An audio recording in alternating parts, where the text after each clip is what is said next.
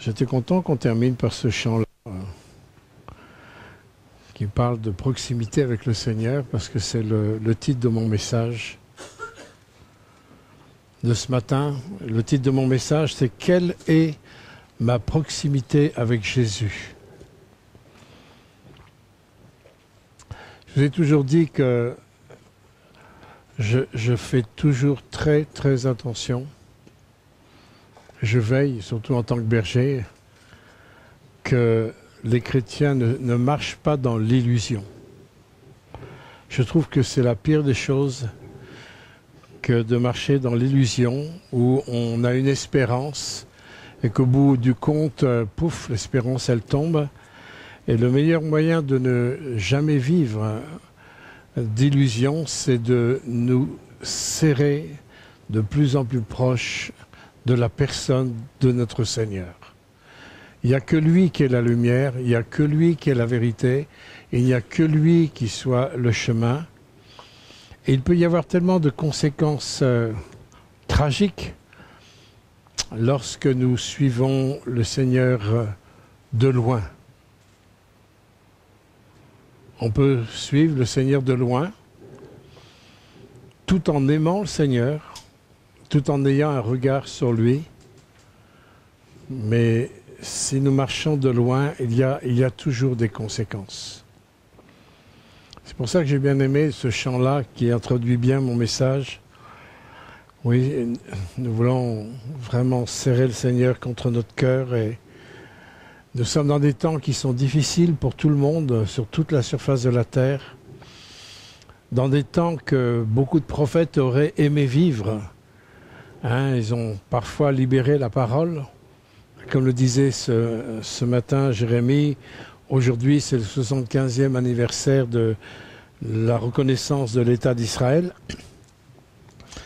C'est une date que moi je ne peux pas oublier puisque ma mère est née aussi un 14 mai, mais bon, ce n'était pas la même date, c'était 14 mai 1927, elle aurait 96 ans aujourd'hui. Et le 14 mai, c'est une date que pour moi je ne peux pas oublier. Je suis très heureux que ça soit associé aussi à l'anniversaire de ma mère, puisque ma mère était juive italienne.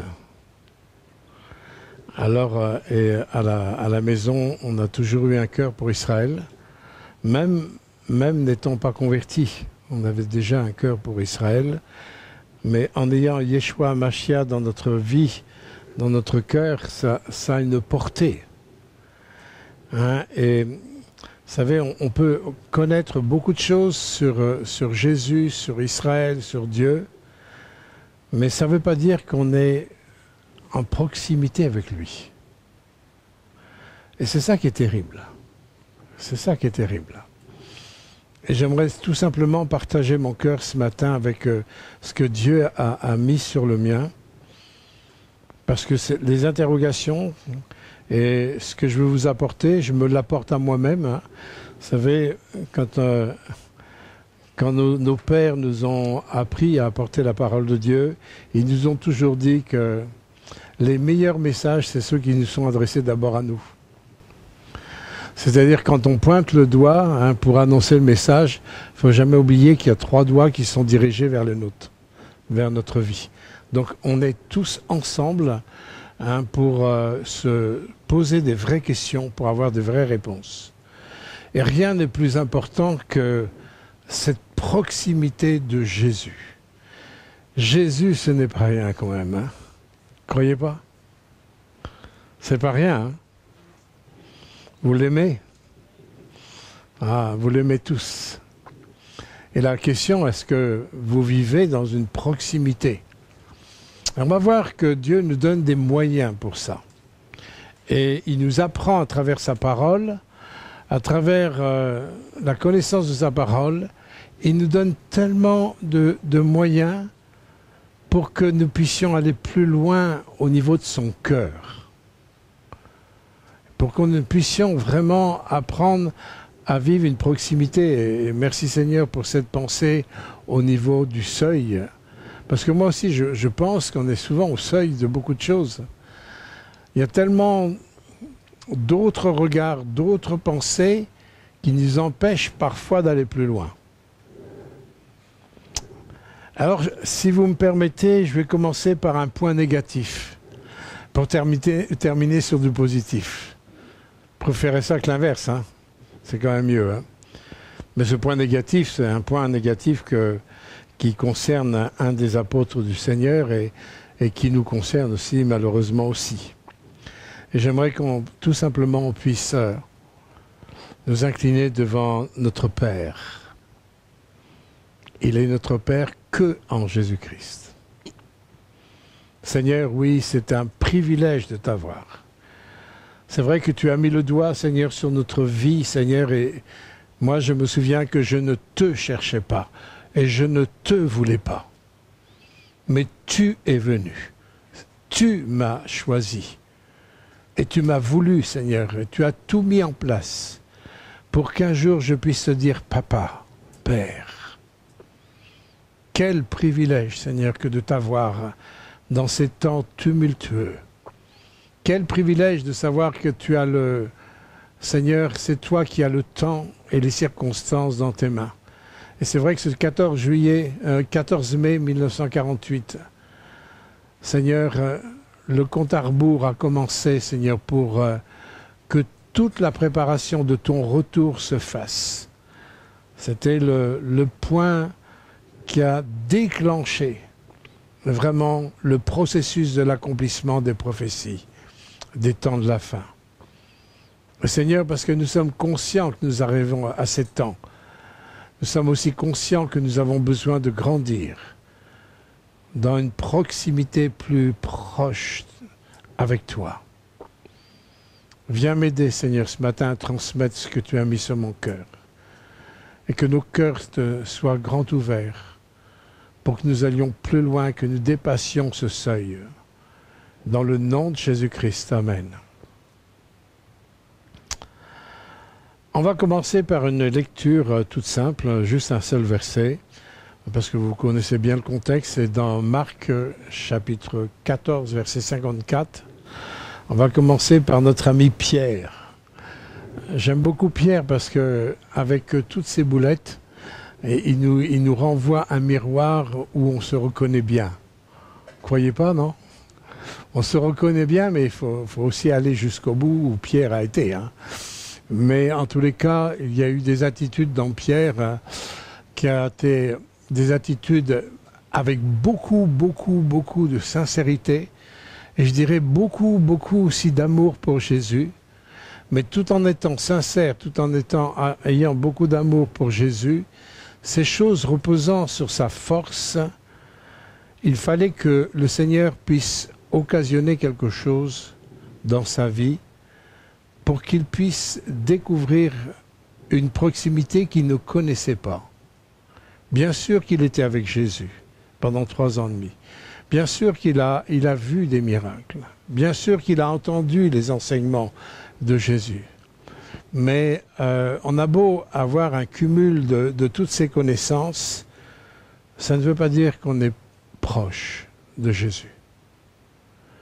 Et on va voir dans cette lecture où Pierre, le suivi de loin, c'est le contexte, vous vous souvenez, où Jésus avait annoncé qu'il fallait qu'il soit arrêté, qu'il souffre, qu'il meure, et qu'au 3e jour il ressuscite. Il avait annoncé, il avait dit, et je me souviens d'un message du pasteur du Suisse allemand, Wenger. Le pasteur Wenger qui était venu prêcher, il avait parlé du fait que dans les Écritures, on voit toujours Jésus descendre à Jérusalem. Hein, il descendait, il venait de Galilée, vous vous souvenez, hein, et la Galilée est au nord-est d'Israël, mais tout souvent, il y a des petites phrases, il descendit vers Jérusalem. Il fallait que Jésus descende à Jérusalem, parce que c'est à Jérusalem qu'il devait être crucifié, à Jérusalem qu'il devait être ressuscité. Et c'est à Jérusalem qu'il va revenir sur le mont des Oliviers. C'est pour ça que cette ville, hein, cette petite ville, parce que par rapport à d'autres villes dans le monde entier, c'est pas une grande ville, bien sûr, ça s'étale, mais dans le monde entier, il y a des villes plus grandes que Jérusalem.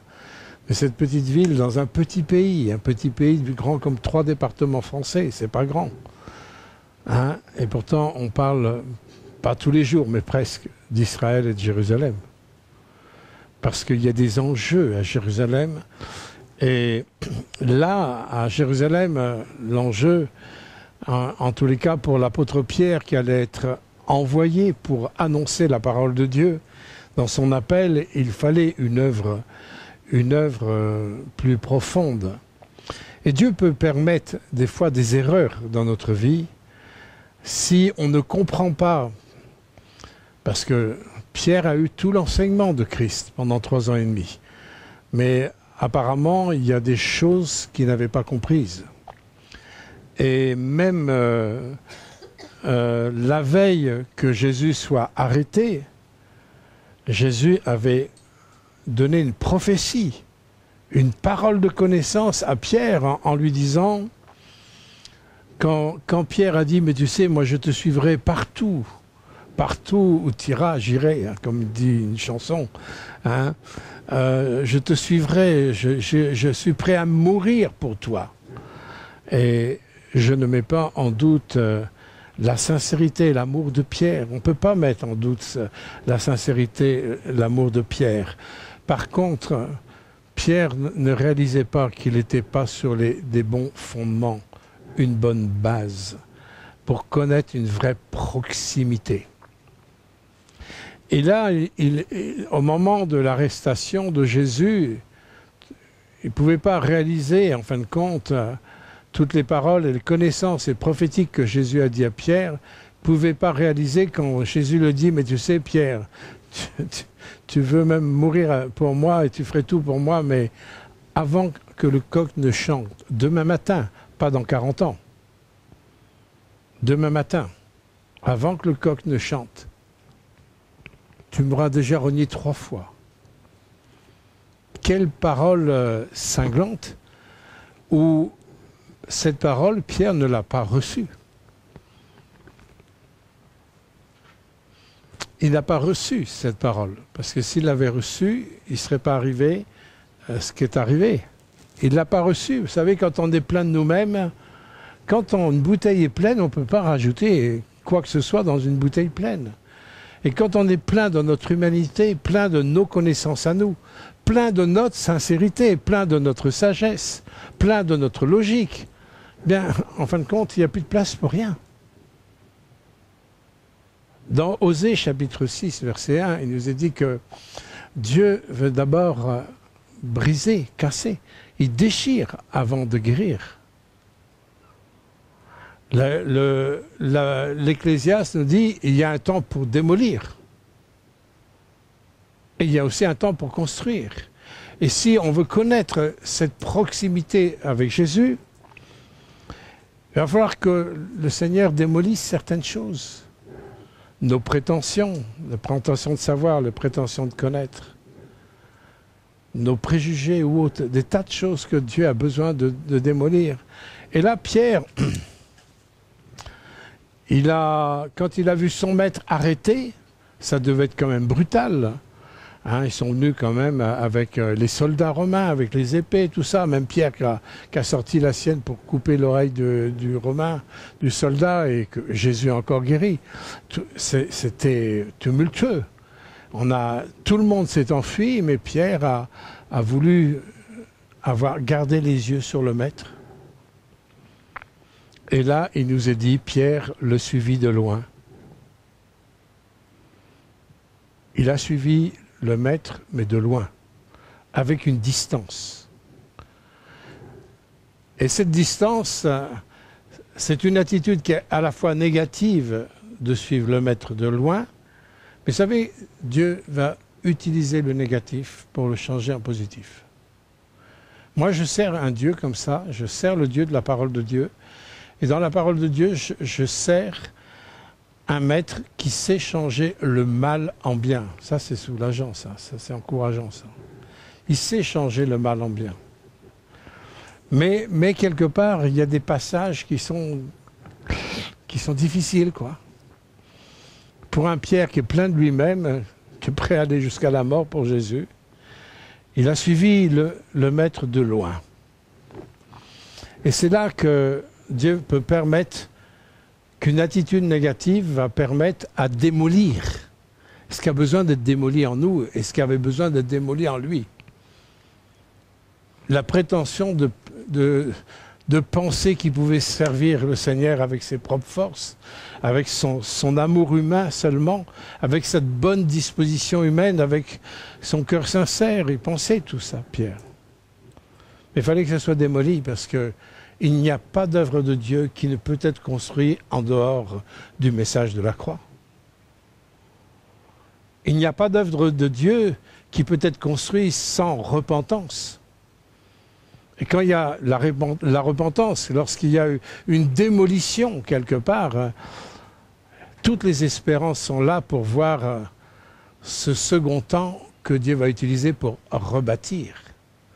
Et dans cette reconstruction, il y aura forcément une proximité différente entre le pécheur qui s'est repenti et son maître.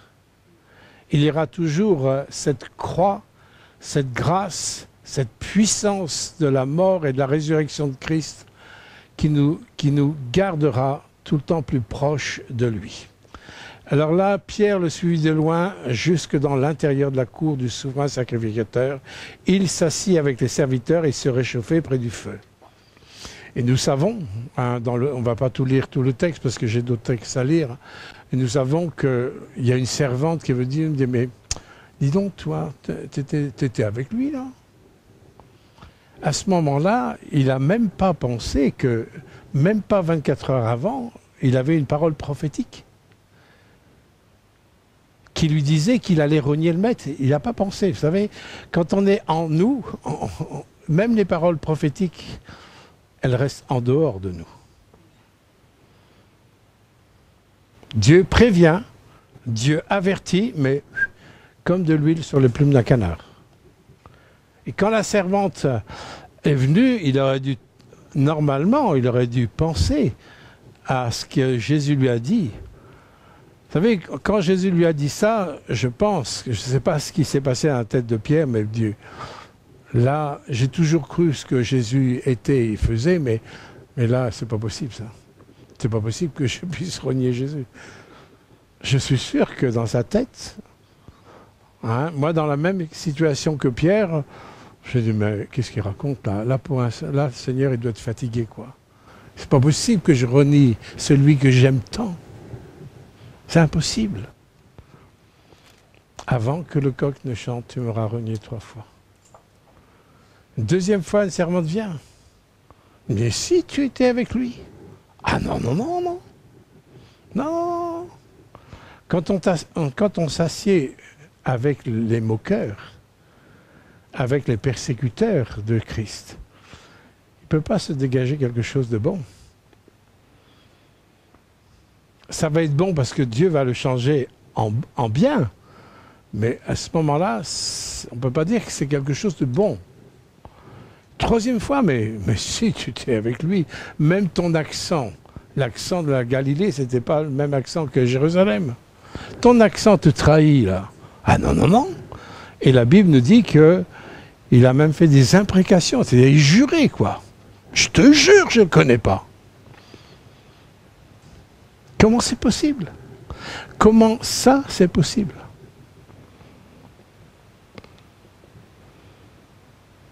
Et ça, vous savez, c'est dans le cœur de chacun d'entre nous. Il ne faut surtout pas qu'on ait un doigt accusateur sur Pierre. On est capable des mêmes choses. Pas vrai? Et à ce moment-là, par contre, le coq se mit à chanter.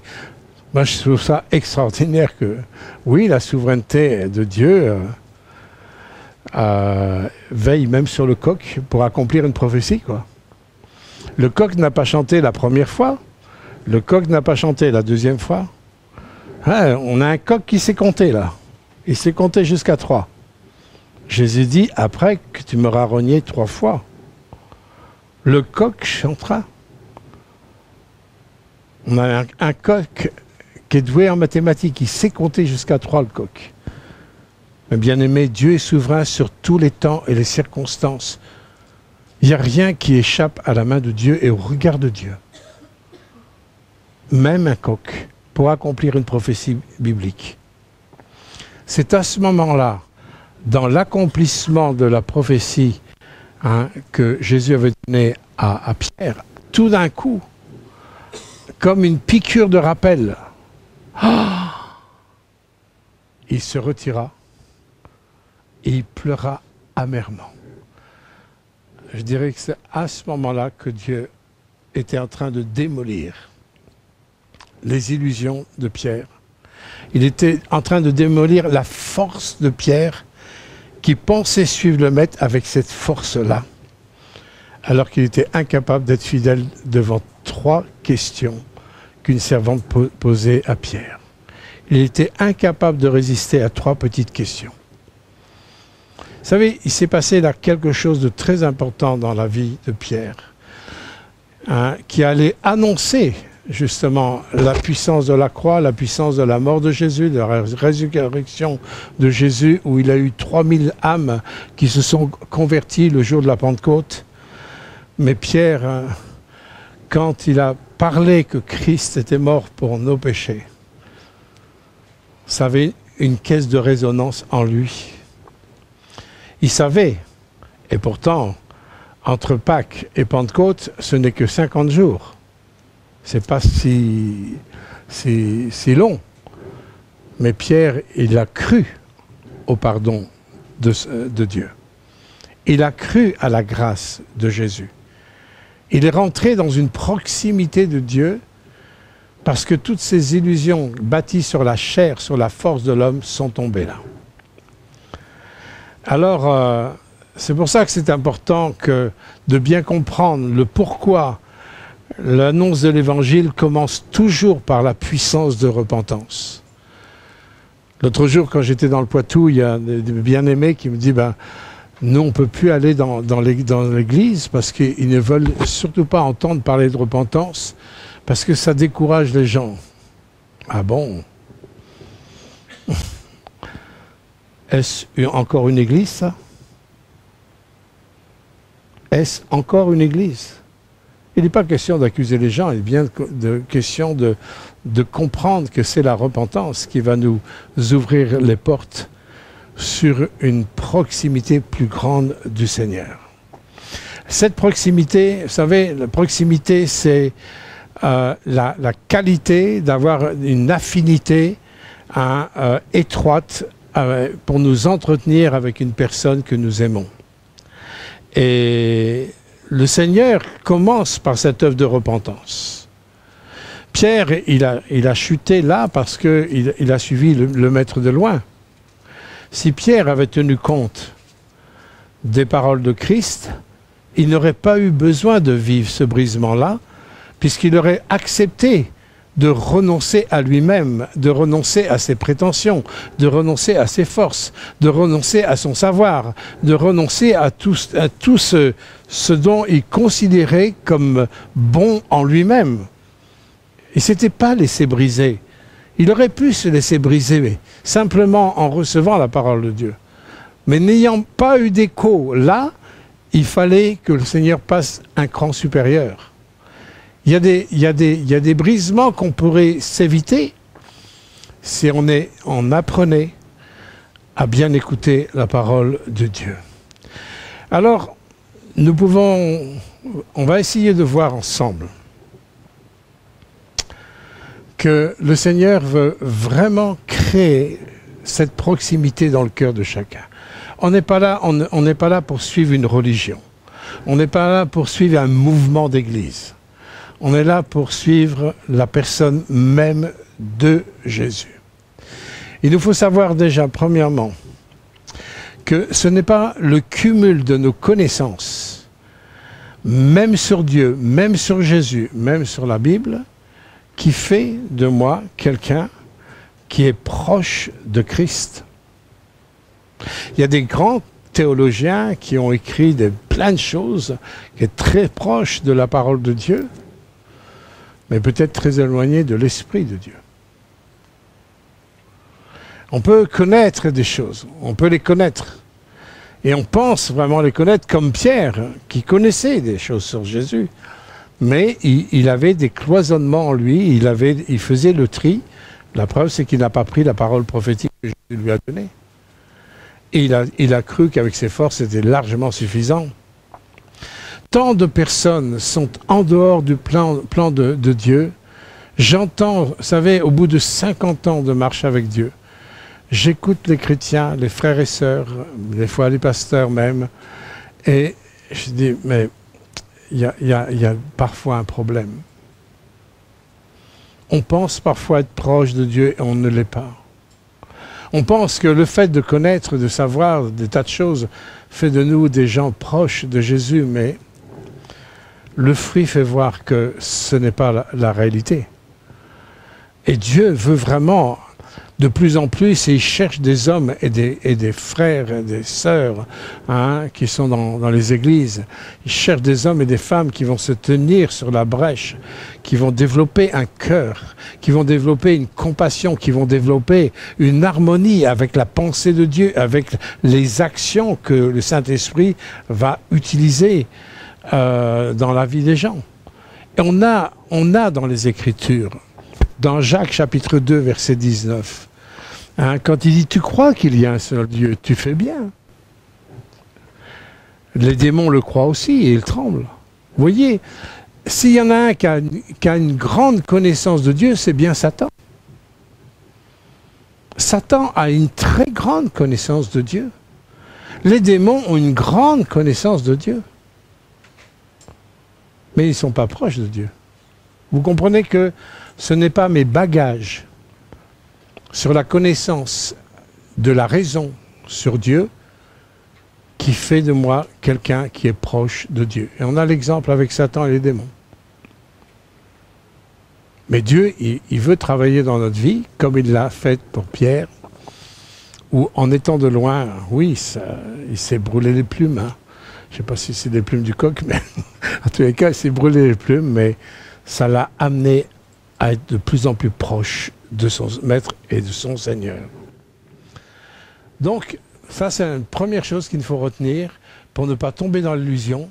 Ce ne sont pas mes connaissances bibliques, mes connaissances que je peux avoir ou même mes années de conversion qui fait de moi quelqu'un qui est proche de Jésus. Première chose. Deuxième chose, il faut savoir que je vais vous partager 3 moyens que Dieu nous met à notre disposition pour entretenir cette proximité. L'apôtre Pierre a commencé vraiment à être proche, je dirais, à partir du chant du coq. À partir du chant du coq, tout d'un coup, ses yeux se sont ouverts, pas simplement sur le Jésus, mais ils se sont ouverts sur lui-même. Vous savez, quand on se sent perdu, qu'est-ce que c'est bon d'avoir un sauveur, n'est-ce pas? Qu'est-ce que c'est bon d'avoir un sauveur? Et voyez, quand nos yeux commencent à s'ouvrir sur nous-mêmes, on se rend compte que vraiment, on ne peut rien sans lui. On ne peut rien sans lui. N'ayons aucune illusion dans ce domaine. Vous savez, nous ne pourrions même pas respirer l'air que nous respirons si Dieu ne nous donnait pas la respiration et l'être. Et ça, on n'en a pas conscience, mais pourtant c'est la vérité. Même le pire ennemi de Dieu respire par la grâce de Dieu. On pourrait rien sans lui. Et c'est important que le peuple de l'Église finitive puisse prendre conscience de l'importance de cette dépendance de Dieu et de Dieu seul. Être dépendant du Maître pour accomplir les œuvres du Maître et pas nos œuvres pour faire entrer le Maître dans nos œuvres. L'œuvre de Dieu, ce n'est pas de faire entrer Dieu dans nos œuvres, c'est à nous d'entrer dans les siennes. Mais pour pouvoir entrer dans ses œuvres à lui, nous devons avoir une proximité qui nous permette d'entendre la voix de Dieu. Alors, un des premiers moyens que Dieu va nous donner, et je vais vous lire 3 textes. Psaume 119, verset 11, il est dit « Je serre ». Tout à l'heure, on a chanté « Je te serre hein, contre mon cœur ». « Je serre ta parole dans mon cœur, afin de ne pas pécher contre toi ». J'aime simplement relever, pour ceux qui ne savent pas, que le mot « péché hein, » signifie manquer la cible. Quand on parle de péché, on parle de manquer la cible. Et manquer la cible, ça veut dire qu'on n'entre pas dans les œuvres bonnes que Dieu a préparées par nous. Quand j'essaye de faire rentrer Dieu dans mes œuvres à moi, je peux faire des œuvres pour Dieu, mais sans Dieu. Et ça, c'est la pire des choses. C'est le bien selon le bien de la connaissance du bien et du mal. C'est à moi d'apprendre à rentrer dans les œuvres bonnes que Dieu a préparées pour lui. Je vous ai dit que Dieu a fait ce travail dans l'apôtre Pierre, et on voit un exemple où Pierre est rentré dans une proximité avec Dieu. Il est sur le toit d'une maison, il est en train de prier à l'heure de midi, et Dieu lui donne une vision. Hein, vous savez, avec cette nappe avec ces animaux qui sont dans la vision, et Dieu dit, tue et mange. Et Pierre dit, mais non, je ne peux pas tuer, j'ai jamais mangé quelque chose d'impur. Et Dieu est en train de lui apprendre une leçon qu'il va prendre, contrairement à la parole de connaissance qu'il avait eue avec le coq. Une leçon qu'il va incorporer. Et il va rentrer dans l'intimité de Dieu, dans la pensée de Dieu, et forcément dans l'œuvre de Dieu, dans l'action de Dieu. Vous avez ça avec Corneille dans Actes chapitre 10 que vous pouvez aller voir. Vous voyez qu'il y a des étapes négatives qui nous amènent pour pouvoir accomplir le positif de Dieu. Donc, Dieu nous demande de serrer sa parole sur notre cœur. Il ne nous dit pas de serrer notre parole dans notre intellect. Il y a une différence entre en mettant la parole simplement dans notre intellect, dans notre intelligence. Hein, on a comme un casier, dire intelligence, bon, je mets ta parole là, ok. Je peux remplir la boîte et je peux avoir une grande boîte, mais le Seigneur, il parle de cœur. Et dans le cœur, il y a tout ce mouvement, le mouvement de ce qui est venu depuis notre naissance avec le péché dans nos vies, mais il y a aussi le mouvement de ce qui vient de Dieu et qui fait, en fin de compte, comme un orage dans notre vie. C'est comme les courants d'air froid et les courants d'air chaud. Quand ça arrive, ça fait des orages. Et il y a des orages dans notre vie.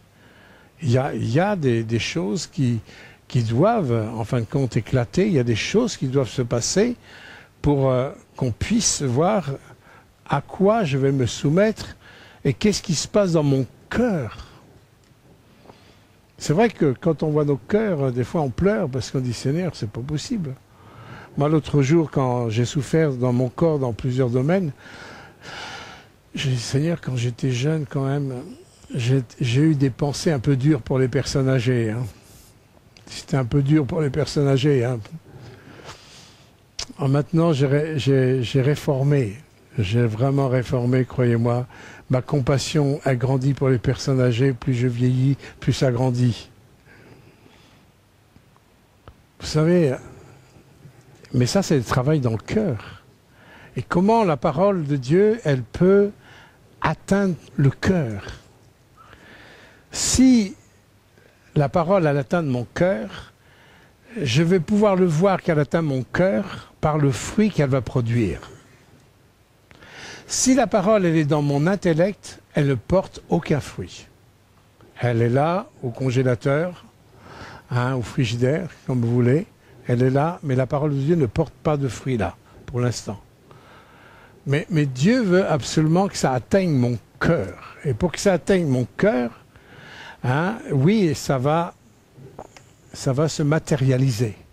C'est quand ça se matérialise que là, ça va atteindre le cœur. La parole de Jésus qu'il a prononcée à Pierre, ça a atteint son cœur. Ça n'a pas atteint que son intellect. Dieu, dans un premier temps, a parlé dans son intellect. Avant que le coq chante, tu m'auras renié 3 fois. Donc, tiroir, pauvre, c'est là.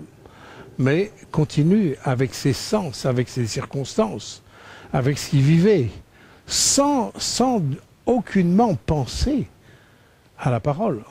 Ça reste dans l'intellect. Mais quand, à un moment donné, ça agit dans nos circonstances, c'est le moyen que Dieu va utiliser pour que de l'intellect, ça descende dans le cœur. Et là, la parole de Dieu, elle est descendue dans le cœur de Pierre, avec des larmes amères, bien sûr, mais avec un regard de compassion qui le regardait, et dire, t'inquiète pas, moi je te pardonne. Je suis en train de souffrir justement pour ça. Comprenez? C'est là qu'il y a ces 40 centimètres là de voyage entre l'intellect et le cœur. Il n'y a que l'action, il n'y a que le pratique, il n'y a que le concret qui vont permettre que ça descende dans le cœur. Dans Jean 14, 21, le Seigneur dit, celui qui a mes commandements et qui les garde, c'est celui-là qui m'aime. Combien de fois on a des illusions sur l'amour de Dieu? Moi, je me souviens d'une chrétienne dans ma première église, dit, oh Seigneur, qu'est-ce que je t'aime. Alors, elle était sincère, la pauvre petite dame, là. Mais bon, sa vie était complètement à côté des paroles de Dieu, des commandements de Dieu. Ce qui démontre que je l'aime, la démonstration, c'est que je garde ses commandements. Celui qui m'aime sera aimé de mon Père, et je l'aimerai, je me ferai connaître à lui. Il y a une dimension de connaissance. Le mot connaître, en hébreu, c'est le mot pénétrer. Dieu va pénétrer en nous. Il va pénétrer sa parole pour qu'elle descende le plus profondément en nous. C'est le mot pénétrer. Il veut se faire connaître en nous par cette pénétration de sa pensée, de son être, qui va bouleverser mon être intérieur. C'est ce qui provoque les vraies conversions de cœur, comme celle de Saul de Tarse, un persécuteur de l'Église, un tueur, avec du sang innocent sur ses mains, bouleversé par justement une révélation qui a bouleversé pas son intelligence. Bien sûr que ça a bouleversé son intelligence, mais ça a bouleversé tout son être intérieur.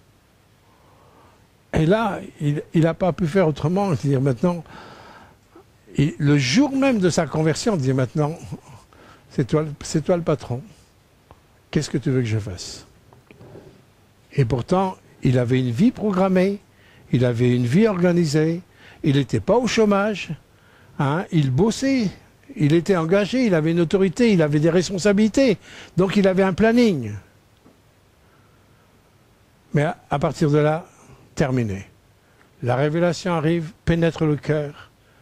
Qu'est-ce que tu veux que je fasse? Vous voyez, tout de suite, cette soumission au maître. Et nous savons que Paul a vécu une proximité avec le Seigneur tout au long jusqu'à sa mort, où il a accompli les œuvres bonnes que Dieu avait préparées pour lui. Dans 1 Jean chapitre 3 verset 24, dit « Celui qui garde mes commandements demeure en Dieu et Dieu en lui ». Là aussi, il est question de proximité. Et toujours cette pensée de garder. Celui qui garde sa parole, sa pensée. Pourquoi, d'après vous, nous sommes dans une société où tout va vite? Regardez les films, la télévision, n'importe quoi, vous n'avez pas d'image qui dure plus de 3 secondes. Tout va vite, vite, vite, vite, vite. Pour que vraiment, dans votre pensée, dans votre vision, tout va vite, vite, vite, vite, vite. Ce sont les médias qui pensent pour vous, c'est les médias qui organisent tout, c'est les médias qui influencent l'état d'esprit qui nous entoure. Mais dans tout ça, il y a un flux de paroles, de toutes sortes de paroles. Mais Jean-Baptiste n'était plus que la voix de Dieu. faisait abstraction de toutes les autres voix pour entendre celle de Dieu. Il était proche de Dieu. Il était proche, on peut dire, mais c'est l'appel de Jean-Baptiste. Non, c'est notre appel à tous, d'être la voix de Dieu dans ce monde. Dans ce monde sans Dieu, c'est notre appel à tous. Je ne parle pas au fait d'être pasteur, évangéliste, prophète. Non, nous sommes des disciples. Et vous voyez que Dieu veut vraiment cette proximité. Si je garde ses commandements, Dieu va commencer à demeurer en moi et moi en lui et lui en moi. C'est-à-dire qu'il est en train de construire, de bâtir quelque chose qui va changer mon regard, ma pensée, mes écoutes, qui va changer mes plannings, ça va changer mes emplois du temps, tout va changer. Que veux-tu que je fasse, Seigneur? Tu es Dieu, tu es le Maître. Nul n'est comme toi. Que veux-tu vraiment que je fasse? Alors là, donc, je vous ai parlé de la nécessité, de la proximité déjà avec sa parole, qui est un palier qui nous aide à aller plus loin au niveau de la proximité avec Jésus. Le deuxième moyen que Dieu nous donne aussi, on a ça dans 2 Timothée 3:10 et 11. Pour toi, c'est l'apôtre Paul qui parle à un de ses enfants spirituels qui s'appelle Timothée. Les épîtres à Timothée et Tite sont des épîtres pastorales où il y a des conseils pastoraux qui sont donnés pour faire élever, en fin de compte, les nouveaux chrétiens au discipolat. Et Timothée, c'était un jeune, il avait été converti, il avait donné son cœur à Christ, mais il était sous la formation, la responsabilité de son père spirituel qui était l'apôtre Paul. Et voilà ce que Paul dit à son poulain: pour toi, tu as suivi de près, pas de loin. Hello, de près. Tu as suivi de près. Alors, qu'est-ce qu'il a suivi de près? Mon enseignement, ma conduite, mes résolutions, ma foi, ma douceur, mon amour, ma constance, mes persévérances, mes souffrances. Verset 14, dit, toi, demeure dans ces choses que tu as apprises et reconnues comme certaines. Qu'est-ce que vous voyez quand vous voyez les serviteurs de Dieu? Quand vous voyez les responsables, vos pères ou mères spirituels, ou grands frères, grandes sœurs spirituelles, ou alors ceux qui vous ont amené à Christ, qu'est-ce que vous voyez à travers eux? Est-ce que vous avez juste reçu et après vous construisez en indépendant? Est-ce qu'un enfant, quand il commence à naître, il voit son père, sa mère au départ, et à l'âge de 3 ans, bon, ben, je me casse, je m'en vais, c'est bon comme ça? Non, mais des fois, il y a des nouveaux convertis qui font ça. C'est important de reconnaître les aînés. Moi, je ne crois pas du tout à la séparation générationnelle. Je ne crois pas à ça. Je vois dans la Bible, lisez tout l'Ancien Testament, à chaque fois qu'une génération a voulu faire comme elle voulait, mais ils se sont vautrés, ils sont partis vers les idoles. Ils sont que revenus en s'humiliant et en revenant sur les bases du départ. Et dans chaque génération, on veut faire mieux que les vieux. Moi, j'ai fait partie aussi, j'ai connu ça aussi, d'accord? Je suis revenu, croyez-moi. On a toujours le meilleur. Ben oui, l'évolution, c'est devant. Mais on oublie que pour construire, on construit sur des fondements. On construit sur des fondements. Partir devant en changeant tout, non, on ne peut pas fonctionner comme ça. Et les jeunes ont besoin de s'approcher des aînés. Même les enfants, vous avez besoin de vous approcher de vos parents. Questionnez vos parents sur leur foi. N'essayez pas, là, Nathan et Siméon et Mathéo, je m'adresse à vous, vous êtes déjà des préados maintenant. Questionnez vos parents sur leur foi. Pourquoi, papa, tu crois? C'est pas négatif de poser des questions. Pourquoi tu crois en Jésus? Pourquoi tu ne réagis pas comme les gens qui sont dans le monde? Pourquoi tu pries? Pourquoi tu lis la Bible? Pourquoi ceci? Pourquoi? Posez des questions, soyez comme le petit prince. vous aurez des réponses. Posez des questions sur la foi de vos parents. Vos parents sont vos aînés. Marchez de près avec vos parents. Même si vous êtes appelés à vivre autre chose, des choses différentes, mais c'est avec vos parents que vous aurez les bonnes racines et les bons fondements pour bien construire. Timothée a été un homme de Dieu, digne de ce nom. Il a suivi de près l'enseignement de Paul, sans remettre en question, pas de loin, de près. Pas le « moi, je pense que ». Non, non, Paul, qu'est-ce que tu as à me dire? Pourquoi tu m'enseignes ça? Et ça, posez des questions à vos responsables. Paul avait aussi une conduite qui était en fonction de l'enseignement. La preuve, c'est qu'il dit aussi à un moment donné, dans un autre contexte, il dit « Soyez mes imitateurs, comme moi je le suis aussi de Christ ». Dans tout ce que nous vous enseignons de la parole de Dieu, nous avons, nous, en tant que serviteurs, une responsabilité que ma conduite soit adéquate à l'enseignement que nous vous apportons. Quand on dit une parole, c'est une parole. Un disciple de Christ, serviteur de Dieu, sera un homme de parole. La conduite, on doit retrouver dans la conduite, en fin de compte, des conduites que nous retrouvons dans la personne de Jésus. Quand je vois l'apôtre Pierre, après la Pentecôte, ou l'apôtre Paul aussi, ben oui, je vois, ils ont agi comme Jésus aurait agi. On retrouve l'ADN de Jésus-Christ au niveau de la conduite, au niveau des résolutions à prendre, des choix à faire. Regardez quand Paul a voulu évangéliser en allant vers l'Est. C'était une bonne décision, mais une bonne décision là qui manquait de révélation.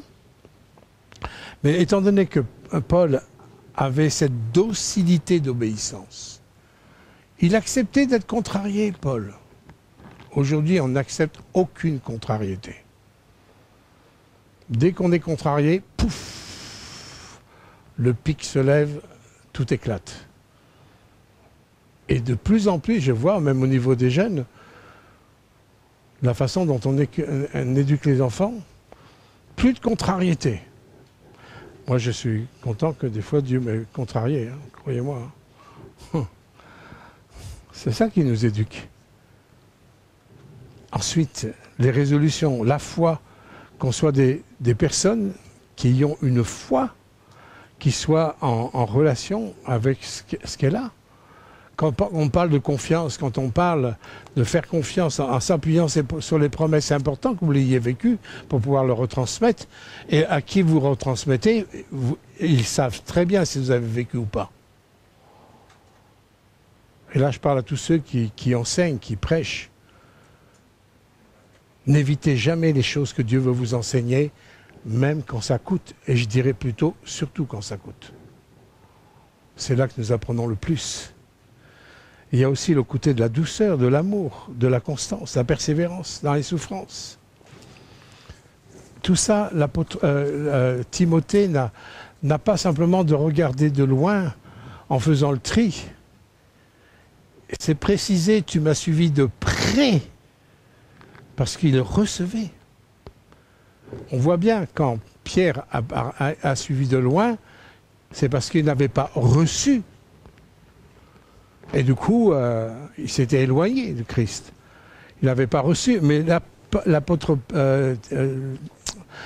Timothée, lui, il recevait parce qu'il avait suivi de près. Il avait vu, il avait connu, il avait posé des questions. Il était vraiment efficace. Et dans Éphésiens 3,13, il dit, je vous demande, c'est Paul qui dit, je vous demande de ne pas perdre courage à cause de mes tribulations pour vous. Elles sont votre gloire. Un petit peu plus loin, au verset 17, afin qu'étant enracinés et fondés dans l'amour, vous puissiez comprendre avec tous les saints quelle est la largeur, la longueur, la profondeur, la hauteur, et connaître l'amour de Christ qui surpasse toute connaissance, en sorte que vous soyez remplis jusqu'à toute la plénitude de Dieu. Ça, c'est de la proximité. Mais c'est à travers aussi les souffrances. C'est à travers le renoncement. Et Paul dit surtout, bon, comme Timothée qui a suivi de près même les souffrances de Paul, surtout, il ne faut pas vous décourager, hein, parce que ça, c'est pour votre gloire à vous. Et des fois, les serviteurs de Dieu qui passent par des temps de souffrance ou autres, hein, ne vous lamentez pas. Priez surtout pour que la foi des serviteurs ne défaille pas. Mais ce qu'on va retirer de ces souffrances, on va retirer des richesses dans une proximité plus grande au niveau de l'amour de Jésus. Beaucoup de chrétiens pensent que l'amour de Jésus, c'est un peu comme l'amour que les gens du monde ont. Et on s'aime comme ça, bisous, bisous, mais ce n'est pas que ça, mes bien-aimés. C'est un amour qui se reçoit d'en haut. Ce n'est pas l'amour naturel qu'on pourrait avoir, qui a été tordu quand même par le péché. Mais c'est de l'amour d'en haut qui va se recevoir en s'appuyant sur la parole de Dieu dans les moments difficiles, les moments de persécution, les moments des fois douloureux, mais je vais garder sa parole serrée sur mon cœur et je vais voir la gloire de mon Maître et le secours de Dieu. Quand nous sommes dans le besoin, mes bien-aimés, au lieu de focaliser simplement sur le besoin de se lamenter, réjouissez-vous. Ce besoin va vous ouvrir la porte sur la compréhension de la provision divine.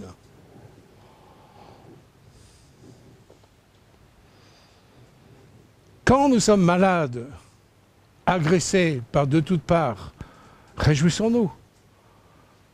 C'est une porte ouverte sur un moyen que Dieu va agir ou réagir, parce qu'il y a des promesses, et qui va me faire comprendre les dimensions de l'amour de mon Seigneur. Ne nous lamentons pas sur les montagnes qui sont devant nous, sur les obstacles qui sont devant nous. Mais par contre, c'est des moyens pour qu'on arrive de plus en plus à vivre des dimensions de la puissance et de l'Esprit de Dieu. Troisième moyen, là je parlais donc de la proximité des serviteurs, proximité de la parole de Dieu, proximité des serviteurs. Troisième moyen que Dieu nous donne aussi pour grandir, c'est suivre de près en étant rempli du Saint-Esprit. Éphésiens 5, versets 18 à 21.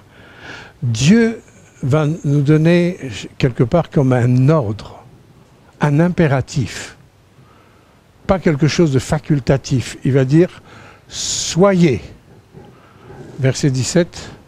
Ah, c'est pas le verset d'avant. Ouais, bon. Soyez au contraire remplis du Saint-Esprit. Personne ne peut dire, ben oui, mais moi j'ai pas trop envie, moi je veux pas. Ben, dans ce cas-là, tu fais quoi dans une église? Ouais. Non, ben, c'est pas la même version, quoi. Ah, c'était... D'accord. Vous voyez, soyez au contraire remplis du Saint-Esprit. On a, devant ce soyez, on n'a pas à discuter. Dire, Seigneur, est-ce que je suis rempli de ton Saint-Esprit? Qu'est-ce qui peut me permettre de dire que je suis rempli du Saint-Esprit ou pas rempli du Saint-Esprit? Et comme je le dis préalablement au début du message, ce n'est pas parce que j'ai plein de connaissances de Dieu, ou même je peux discerner, comme Satan, il discerne les choses de Dieu. Satan, il connaît bien les choses. Des choses du monde invisible, les choses... mais ce n'est pas pour ça qu'il est rempli du Saint-Esprit. Ce n'est pas ma connaissance sur les choses de Dieu, ma connaissance sur la parole de Dieu. Ce n'est pas ma connaissance, même sur les principes de Dieu, qui fait de moi quelqu'un rempli du Saint-Esprit. J'espère que je choque beaucoup, là. J'espère que je vous choque. Qu'est-ce qui peut me permettre? Alors, je vais quand même terminer de lire le verset. Et il va nous engager, il va nous donner un chemin pour pouvoir être rempli du Saint-Esprit. Il dit, entretenez-vous par des psaumes, par des hymnes, par des cantiques spirituels, chantant et célébrant de tout votre cœur les louanges du Seigneur. Le principe de la louange n'est pas un principe pour simplement qu'on applaudisse Dieu pour ce qu'il est. Mais plus vous décrivez Dieu de ce qu'il est, plus vous découvrez que ce qu'il est pourvoit à tout ce dont vous avez besoin. tout ce qu'il est dans la description de la louange, c'est en réalité tous nos vrais besoins les plus profonds de l'être humain. Il est amour, qui est-ce qui n'a pas besoin d'amour? Il est miséricordieux, qui est-ce qui n'a pas besoin de miséricorde? Il est riche en bonté, lent à la colère, qui est-ce qui n'a pas besoin de tout ça? Hein, il est fidèle, il a un regard sur moi avec une précision impressionnante. Il connaît même le nombre de mes cheveux. Pas un seul connaît le nombre de ses cheveux. C'est vrai que pour toi, c'est plus rapide. Mais pour moi, c'est plus long. Hein? Mais personne ne peut connaître le nombre de ses cheveux. Et Dieu dit ça pour dire, mais je te connais dans les détails. Il n'y a rien qui m'échappe de toi, même pas le nombre de tes cheveux. Mais est-ce que nous recevons vraiment ça? Est-ce que d'une parole qui est aussi simple comme ça, est-ce que je la reçois? Est-ce que je serre sur mon cœur, comme je l'ai dit tout à l'heure, de telles paroles? Est-ce que je prends une mesure quand je chante les louanges de Dieu? Est-ce que c'est serré sur mon cœur? Dire, mais ça, c'est la vérité. Hein, que Dieu est fidèle, oui. Est-ce qu'il est fidèle simplement dans les bons jours? Et que dans les mauvais jours, il ne serait pas fidèle? Est-ce que Dieu était fidèle dans ma jeunesse et il ne serait pas fidèle dans ma vieillesse? Est-ce que Dieu, il varie en fonction des circonstances? Certainement pas. La Bible me dit, la vérité de la parole me dit qu'il n'y a aucun nombre de variations en lui. Dieu ne change pas, il ne change pas de nature comme un caméléon. Comme certains qui rentrent dans une pièce tout joyeux et ressortent en colère. Qu'est-ce qui s'est passé entre deux? Oh, il y a eu un orage quelque part. Dieu ne fonctionne pas comme ça.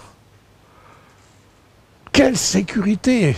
C'est pas ce dont nous avons besoin, nous, d'avoir des choses stables, des choses inébranlables. C'est bien pour ça qu'il utilise des images comme il se compare à un rocher.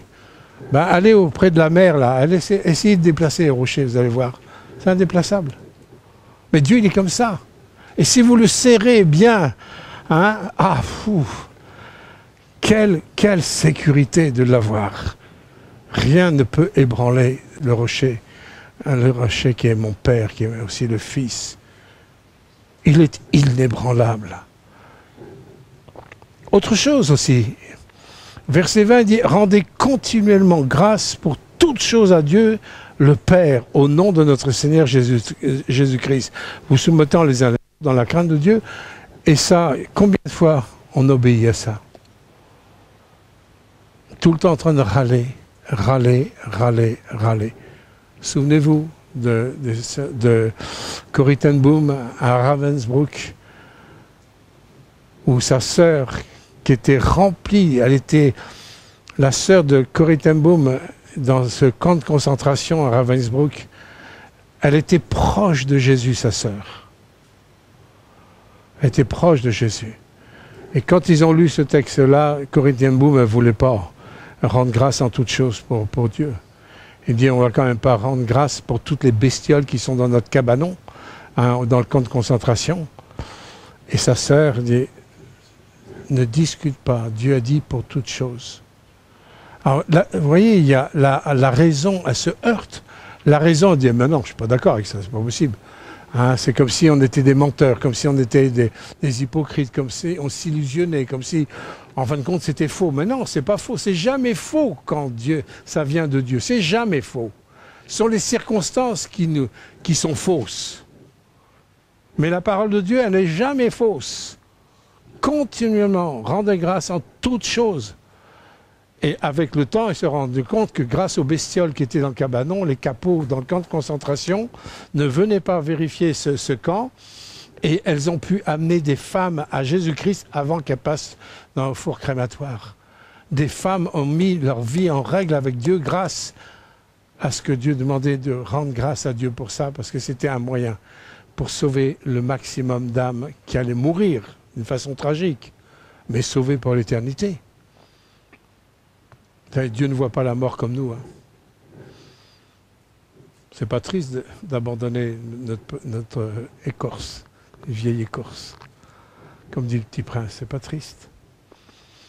Mais les femmes étaient sauvées grâce à quelque chose qui dérangeait. Faites attention, mes bien-aimés, dans votre vie, les choses qui vous dérangent, elles peuvent être pourtant parfois une grande bénédiction que vous ne pouvez même pas supposer. Alors, qu'est-ce qui peut me permettre de dire aussi que je suis rempli du Saint-Esprit? Quand je remplis une bouteille d'eau, l'eau qui est dedans, c'est de l'eau, d'accord? Si je goûte, c'est pas du vinaigre, c'est de l'eau. Le contenu, c'est ce qui a été mis dedans. Si je suis, moi, rempli du Saint-Esprit, je vais vérifier que ce n'est pas du vinaigre. J'en profite. Non, ce n'est pas du vinaigre, c'est bien de l'eau, vous voyez. Quand je dis que je suis rempli du Saint-Esprit, quand je dis que je suis... Ok, merci. Merci Seigneur si je suis rempli du Saint-Esprit. Qu'est-ce qui doit se dégager de moi? Les attributs du Saint-Esprit que nous trouvons dans Éphésiens 2, 22, qui est le fruit. Si je ne manifeste pas le fruit du Saint-Esprit, il ne faut pas que je m'illusionne en disant que je suis rempli du Saint-Esprit. Je peux être rempli, je peux être visité, avoir une onction pour répondre à un besoin. Je peux, mais je ne suis pas rempli du Saint-Esprit, c'est pas vrai. Mon contenu, c'est pas le Saint-Esprit, c'est si je manifeste pas le fruit, et c'est au singulier, c'est un seul fruit qui se manifeste sous neuf aspects. Alors, le contenu du Saint-Esprit, c'est quoi? C'est l'amour, la joie, la paix, la patience, la bonté, la bienveillance, la fidélité, la douceur, la tempérance. Ça remet en question. Moi, quand je vois ça, je dis, Seigneur, j'ai des fois mon onction pour ça, mais est-ce que je suis rempli du Saint-Esprit? Est-ce qu'on voit dans ma vie l'amour, la joie, la paix, la patience, la bonté, la bienveillance, la fidélité, la douceur, la tempérance? Ça, c'est une question que nous devons nous poser, mes bien-aimés. Soyez remplis du Saint-Esprit. Rendez grâce en toutes choses. Entretenez-vous par des psaumes, par des hymnes, par des cantiques spirituels. Soyez remplis du Saint-Esprit, ce n'est pas facultatif, c'est impératif. Parce que nous ne pouvons pas faire l'œuvre de Dieu en comptant sur nous-mêmes. Nous avons besoin de l'aide et le secours du Saint-Esprit qui va manifester le cœur de Dieu, le cœur de Jésus, dont le monde a tellement besoin. Le monde a tellement vu à travers les églises des drames, des contre-témoignages, des choses tordues qu'on n'aurait jamais dû voir dans les églises. Le monde a besoin de voir dans l'église le cœur de Dieu, l'amour de Dieu, la patience de Dieu, la douceur de Dieu. Le monde a besoin de voir, en fin de compte, Christ à travers les vrais disciples de Christ. Mais c'est cette proximité qui nous permet. Je terminerai juste par là en me posant la question. Quelle est la proximité que je vis avec Jésus?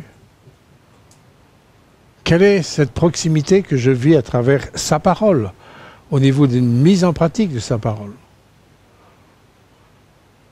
Quelle est la proximité à travers les serviteurs que Dieu a formés? Quelle est la proximité que j'ai avec les serviteurs qui sont là pour m'aider, pour me coacher, pour me conduire vers le grand berger, pour que vous puissiez aussi vivre d'une façon de plus en plus grande cette proximité avec Jésus? Et quelle est la proximité avec le Saint-Esprit, dont découle, et c'est le signe, Jésus dit, vous les reconnaîtrez à leurs fruits. C'est Jésus qui le dit. Et le fruit, ce n'est pas simplement ce que je fais, c'est surtout ce que je suis. Quelle est ma proximité avec le Saint-Esprit? Je vous laisse avec ces trois questions. On est ensemble devant ces trois questions afin que nous puissions vraiment grandir dans une proximité avec Jésus. Ne soyons pas des hommes religieux, des gens religieux, on va au culte, on fait ça, oui, bien sûr, on fait la mission, on fait tout. Enfin, des choses très très bien dans l'Église. Il n'y a pas de reproche, au contraire. Mais je pense qu'il y a un appel un appel à grandir dans une proximité plus grande. Il n'y a pas de reproche, il n'y a pas de condamnation, mais il y a des interpellations pour que vraiment nous manifestions le cœur de Dieu dans cette société, non seulement qui en a besoin, mais qui va en avoir besoin de plus en plus, de plus en plus. Et je pense que cette pensée au niveau du seuil, oui, Dieu veut nous faire aller plus loin dans cette proximité de cœur avec lui. Amen. Seigneur, je te remercie pour ta parole, pour ce partage de ce que tu as mis sur mon cœur pour les bien-aimés. Nous sommes conscients que combien de fois tu as essayé de nous parler pour peut-être briser des choses en nous, comme tu as fait aussi avec Pierre, mais où il n'a rien entendu. Seigneur, nous te demandons pardon pour nos vies, pardon pour cette incrédulité, Seigneur, qui nous colle à la peau. Pardon pour toute forme de rébellion qui peuvent se manifester, Seigneur, avec des extérieurs de sagesse.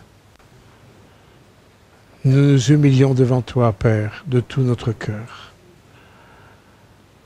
Nous te voulons encore plus, Seigneur, plus de toi, plus de ton cœur, que vraiment nous libérions, Seigneur, la puissance de ton Saint-Esprit avec ce cœur rempli de l'ADN de Christ, que nous puissions voir le fruit du Saint-Esprit dans le cœur de chacun et de chacune. C'est notre cri, Seigneur, et nous te demandons, Père, dans la puissance du nom de Jésus,